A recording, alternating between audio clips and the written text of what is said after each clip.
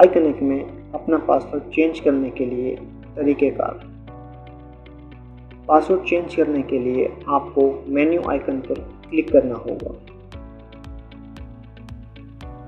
Menu icon میں settings کے اوپر آپ کو کلک کرنا ہوگا۔ سیٹنگز میں کلک کرنے کے بعد آپ کو چینج پاسورڈ کے اوپر کلک کرنا ہوگا۔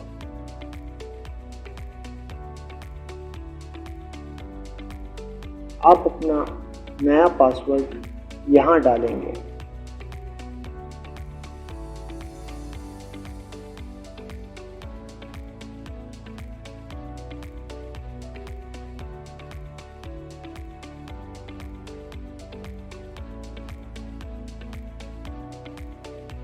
نیا پاسورڈ 2 دفعہ ڈالنے کے بعد آپ کو ایرو پر کلک کرنا ہوگا۔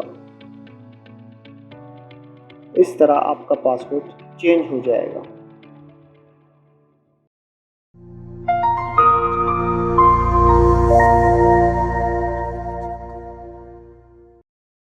Subscribe now for updates and press the bell icon to get notified.